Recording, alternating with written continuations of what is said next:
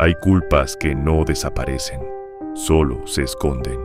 A veces no lo hacen de forma evidente, no aparecen como recuerdos claros ni como pensamientos constantes, sino como una sensación extraña, como un peso que se arrastra en silencio, una incomodidad que no tiene nombre, pero que está siempre presente. Y cuando eso ocurre, la mente hace algo muy particular. Empieza a construir formas de evitar aquello que no puede soportar. Silent Hill no es solo una ciudad, es un reflejo de eso. Un lugar donde las personas no enfrentan lo que hay afuera, sino lo que llevan dentro. Donde cada rincón, cada figura, cada sonido parece existir con un solo propósito: obligarte a ver aquello que has estado evitando. Y en medio de ese lugar aparece James Sunderland, un hombre que llega sin desesperación, sin claridad, sin entender realmente por qué está ahí, guiado por una carta imposible, una carta de su esposa, que murió hace 3 años, pero aún así avanza, como si necesitara creer en eso, como si sostener esa idea fuera la única forma de no derrumbarse. Lo que comienza como una búsqueda, poco a poco se transforma en algo mucho más oscuro, porque Silent Hill no responde a la lógica, responde a la mente. Y en el caso de James, eso significa enfrentarse a una tristeza que no ha sido procesada, a una soledad que nunca se resolvió y a una culpa que no ha desaparecido, solo ha sido enterrada. En este video vamos a analizar la psicología de James Sunderland, su viaje por Silent Hill, el significado detrás de sus monstruos, la figura de María y el rol de Pyramid Head como representación de su castigo, hasta llegar al momento en que la verdad finalmente aparece y ya no puede seguir siendo ignorada.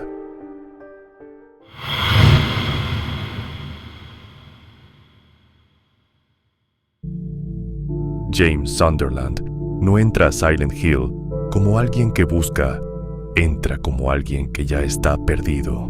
Desde la primera escena frente al espejo, lo que se percibe no es solo tristeza, es una desconexión profunda consigo mismo. No hay un reconocimiento real de su estado. Es como si estuviera observando su propio reflejo sin terminar de habitarlo. Ese pequeño momento ya deja ver algo importante. James no está completamente presente en su propia vida. La carta funciona como detonante, pero también como síntoma. Mary lleva 3 años muerta, y aún así, él decide creer. Pero esto no es fe ni esperanza, es algo más incómodo. Es una necesidad psíquica.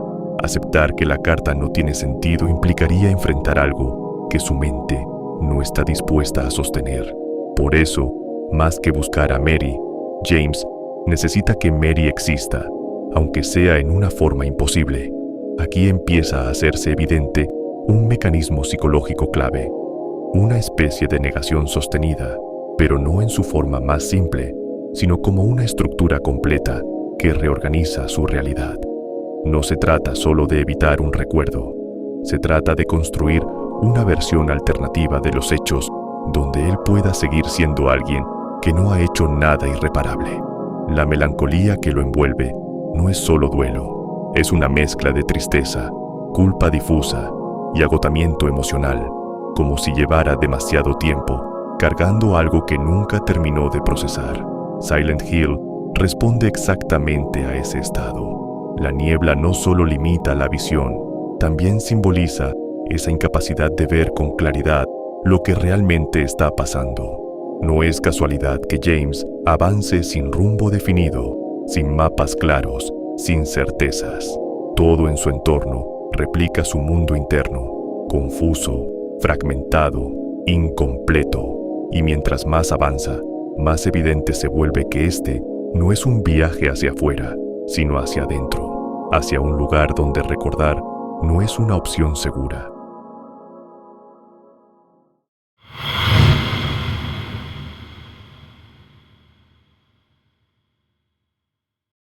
A medida que James se adentra en la ciudad, su comportamiento empieza a revelar una contradicción constante. Habla de encontrar a su esposa, pero no actúa como alguien que realmente espere encontrarla viva. No hay desesperación auténtica.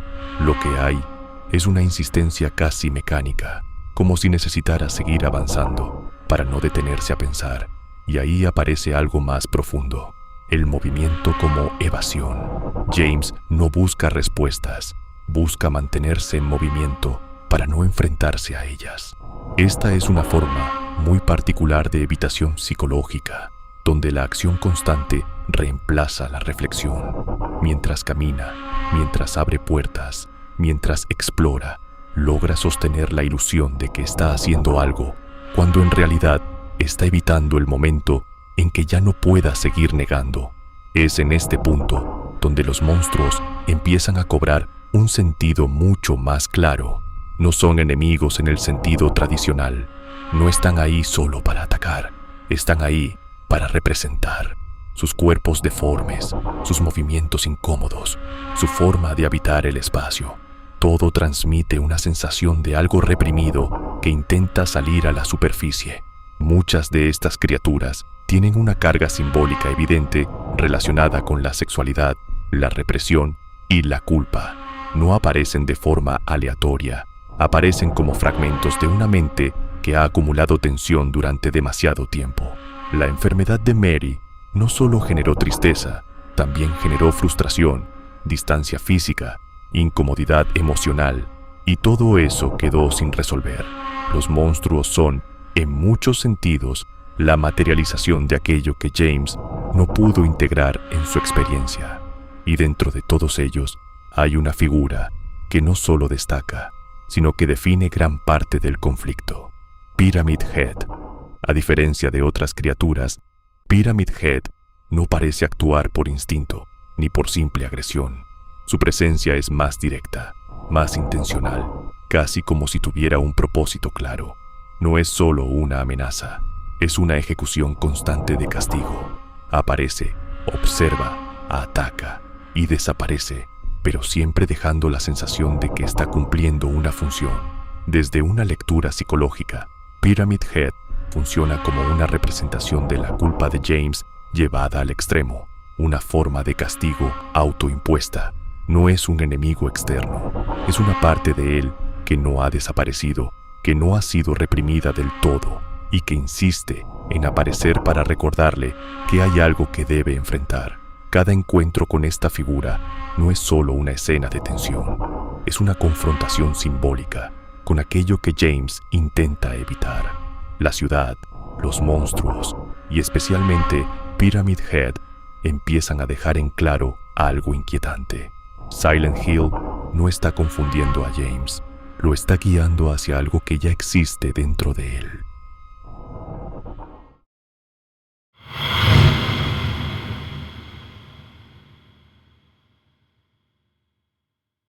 La aparición de María introduce una ruptura emocional mucho más evidente, no porque traiga respuestas, sino porque expone una contradicción que James ya no puede ignorar. María se parece a Mary, pero no es Mary, y esa diferencia es precisamente lo que la vuelve tan significativa. No es solo una copia, es una versión alterada, más cercana, más disponible, más viva. Mientras Mary representaba enfermedad, desgaste y una relación marcada por el sufrimiento, María aparece como lo opuesto: vital, provocativa, accesible. Y eso no es casual, es una construcción que responde directamente a lo que James perdió, pero también a lo que deseaba y nunca pudo admitir. La interacción entre ambos deja ver algo que hasta ese momento estaba oculto. El vínculo con Mary no era solo amor, estaba atravesado por el cansancio, por la frustración, por una sensación de encierro emocional. La enfermedad no solo afectó a Mary, también transformó la relación en algo difícil de sostener, y eso generó en James emociones contradictorias que nunca fueron elaboradas.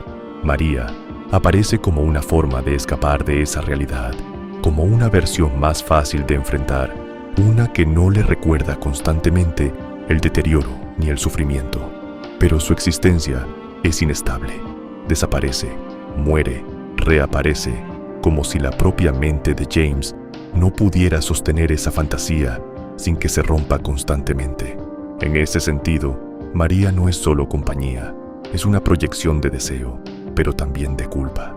Representa aquello que James quería, pero no se permitió aceptar, y por eso su presencia no trae alivio, trae incomodidad, porque estar con María implica reconocer, aunque sea de forma implícita, que su amor por Mary no era tan puro como él necesita creer.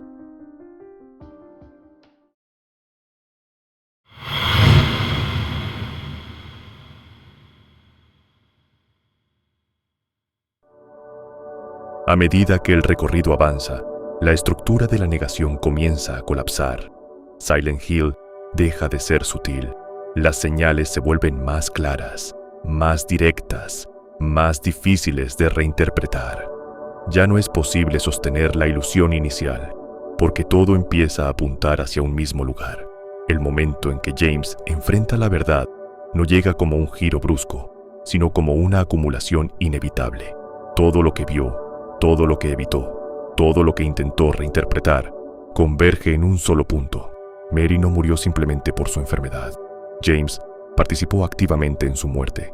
Pero lo más importante no es solo lo que recuerda, es cómo lo atraviesa ese recuerdo. No hay una reacción explosiva, no hay un quiebre dramático inmediato. Lo que aparece es algo mucho más incómodo y realista. Una caída interna. La imagen que James tenía de sí mismo se rompe en silencio. Durante todo el recorrido se sostuvo como alguien que amaba, que sufría, que había perdido, pero ahora aparece otra versión, una que no encaja con esa narrativa, una que lo obliga a mirarse desde un lugar completamente distinto. Aquí la culpa deja de ser difusa y se vuelve concreta. Ya no es una sensación, es un hecho.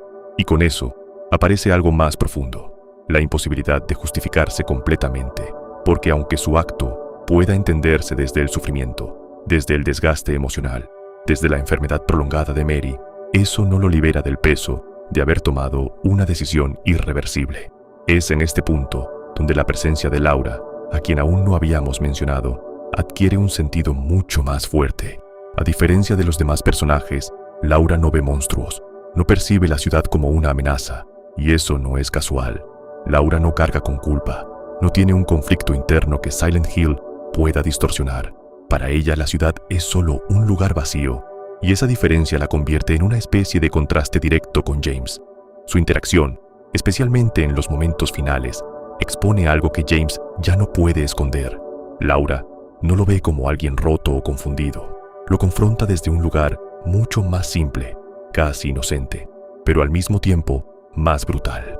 Le recuerda quién era Mary, cómo se sentía, cómo lo veía, y en ese contraste, la distancia entre lo que James creía ser y lo que realmente hizo se vuelve imposible de ignorar. Desde una lectura psicológica, esa interacción también puede entenderse como un reflejo de las etapas del duelo, pero no en un orden limpio ni progresivo, sino fragmentado. James pasa por la negación durante gran parte del juego, aferrándose a una realidad que no se sostiene. Luego aparece la confrontación, donde ya no puede evitar lo ocurrido, y con eso emergen emociones más complejas. Culpa, tristeza profunda, incluso una forma de resignación. Laura, en cambio, representa un duelo distinto, más directo, más honesto. No está atrapada en la negación ni en la culpa. Su forma de vincularse con la pérdida es más clara, más dolorosa en lo inmediato, pero menos distorsionada. Y eso hace que su presencia funcione casi como un espejo incómodo para James, alguien que le muestra, sin intención, lo lejos que estuvo de enfrentar la realidad de forma genuina. Aquí es donde aparece con claridad la amnesia disociativa, no como un concepto clínico frío, sino como un mecanismo de defensa extremo.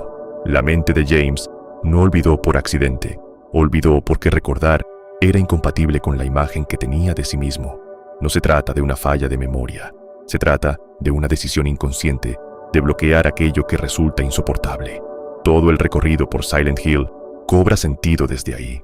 Los monstruos, Pyramid Head, María, los espacios, todo estaba orientado hacia ese momento, no como un castigo externo, sino como una forma de obligarlo a confrontar aquello que decidió ocultar. Y cuando finalmente lo hace, cuando ya no puede sostener la negación, lo que queda no es liberación, es un vacío mucho más profundo, porque ahora no solo está solo, ahora entiende por qué lo está. Los distintos finales del juego no entregan una única respuesta, sino múltiples formas de procesar esa verdad. En algunos casos, James intenta redimirse, en otros sigue atrapado en la negación, y en otros simplemente se deja caer. No hay una versión definitiva de su historia, porque todo depende de cómo enfrente aquello que finalmente decidió recordar.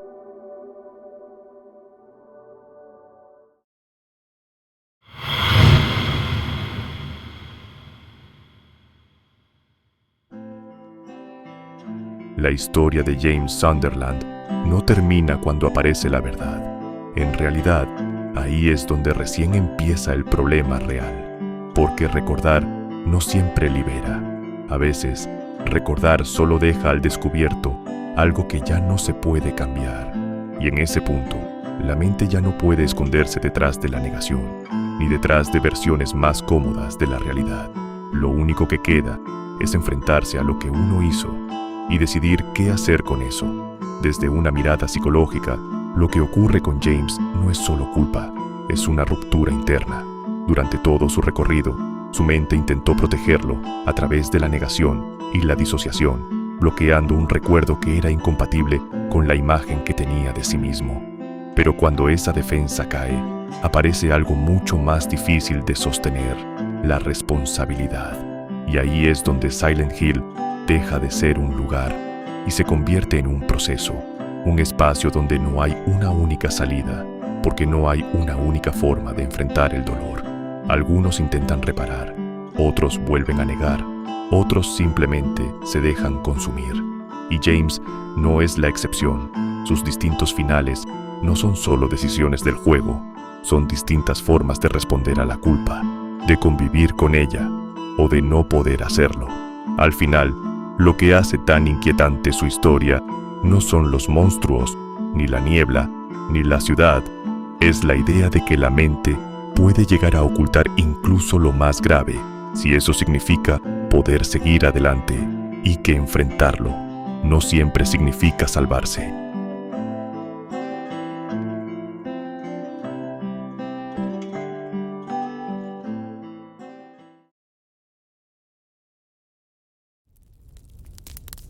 Muchas gracias por haber llegado hasta el final de este video. Si te ha gustado, no olvides darle like y suscribirte a Psique Maligna. Nos vemos en el próximo video. Hasta luego.